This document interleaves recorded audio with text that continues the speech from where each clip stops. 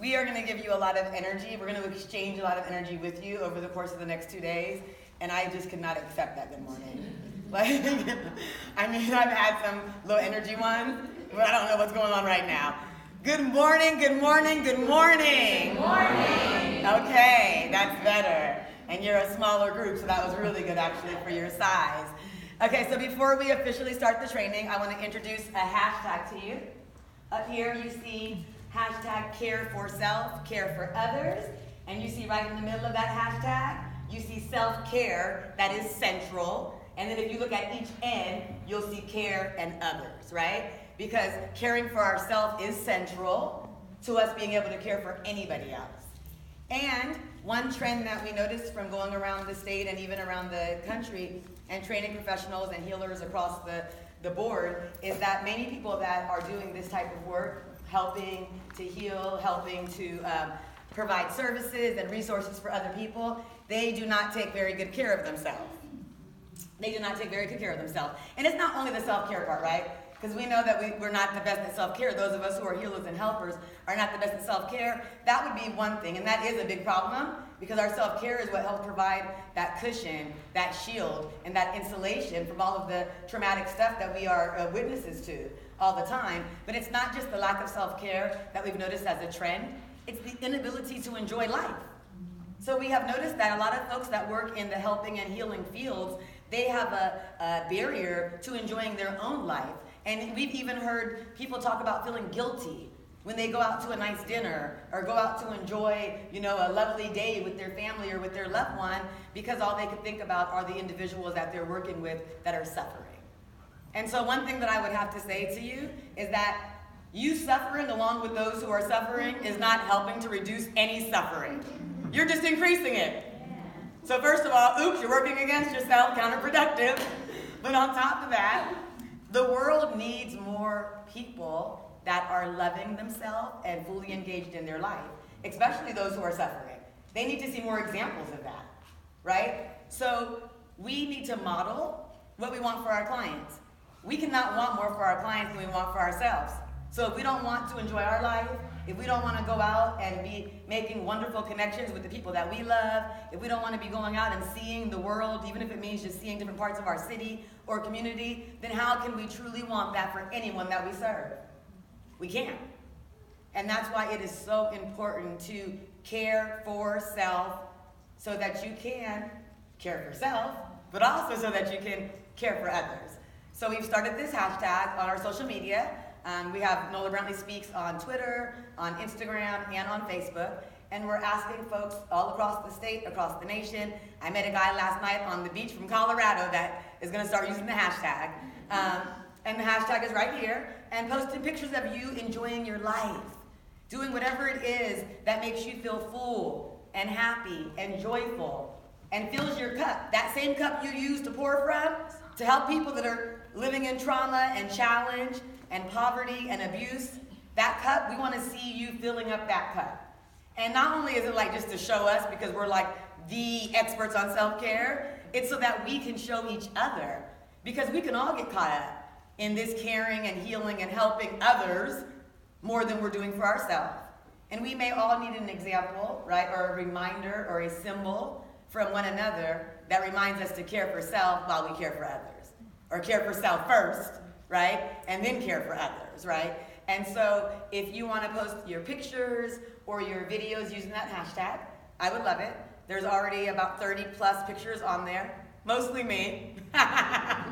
But we have had some people join in. We just started the hashtag last week, but we started the journey, at least I started the journey of really trying to increase my self-care and be more engaged in living my life a couple of months ago, really with the inspiration and motivation from my dear friend and colleague, Nicole, who's sitting right here.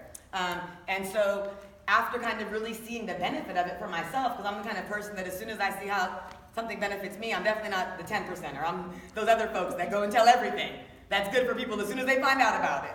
So I had this one experience, and this is the experience that really rooted me in care for self, care for others, right? Because, we can have a day at work and then go home and it could be a chill night, or we can have a day at work and go home and it could be cray-cray, right? And how we respond to that can look different ways. And I noticed a lot of the times after a full day at work, if I go home and there's any kind of incident at home, I definitely respond in a way that is not my best response, right? I'm a little bit impatient, I'm tired, I'm feeling a little empty. I noticed another thing too. When I get off work every day, I was saying, I'm so tired, I feel so exhausted, right? But I wasn't too tired to go home and stay up for hours just watching junk TV and laying on my bed.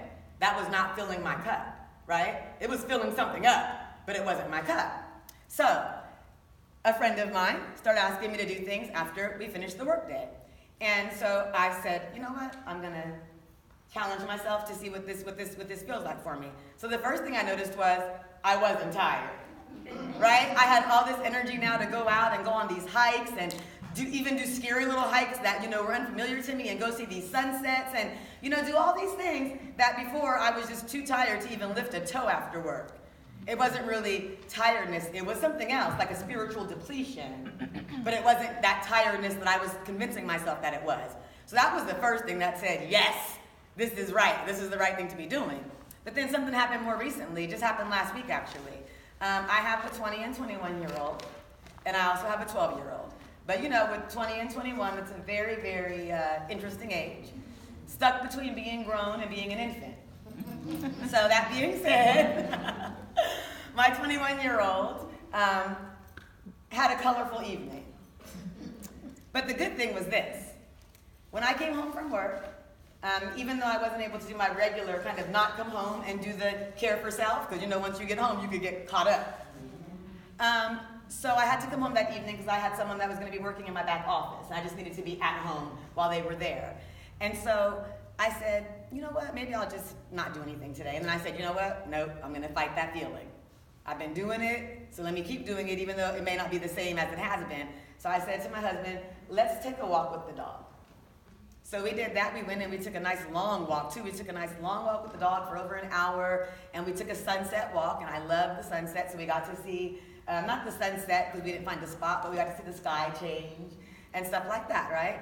So we got back and we ordered some dinner from a very nice restaurant that I like to eat from, and the dinner was on its way. Before the dinner could get there, the phone rang, and it was my 21-year-old. I won't go into the details, spare him, since this is going to be on social media, but let's just say that he was very excited. And it ended up being around 9:30 at night, and I ended up getting back home around midnight from the excitement after I took care of him and he was okay. But what I noticed right away at the end of it all was how differently I moved through it because my cup was full. Because I had got off of work, because I had rested, I had went and took a walk, I had enjoyed the sun and the air, I had connected with my honey and held hands and laughed and talked. So now when this little crisis came up during the evening, I was able to handle it with much more ease, much less anxiety. I was patient. I was who I wanted to see myself be in handling it. And then there was another thing that went along with it. The next morning when I got up to go to work, I felt fine. And what I've noticed in the past is when I come home and there's any kind of crisis, not only do I handle it in a way that I do not want to see myself handling it, but the next morning when I get up for work, I get up depleted and dreading going to work, feeling like, oh my goodness, now I have to go to work after I dealt with all of that. And I see that there was just one thing that shifted all of that, getting what I need for myself. Because others are always going to be there needing something from me. I mean, like that evening, I didn't plan to serve anyone from 9:30 to 12. You know what I mean? But that ended up being the case. And I was able to do it from a full cup and from a full place. And so that is like my testimony. But I just want to encourage you to use this hashtag, really to encourage you to engage in living your life, in caring for yourself. And then one little piece I will add on to that is if you have a trauma past, in thinking about care for self, care for others, also think about staying engaged in your own healing work as part of caring for self, caring for others. Because we can't have a trauma background and do work with traumatized people and not be engaged in our own healing and recovery work, as tempting as it may be. We will not be successful for those that we're trying to help, and we won't be successful, most of all, for our own lives. That will only be able to last so long. So remember, hashtag care for self, care for others. Thank you.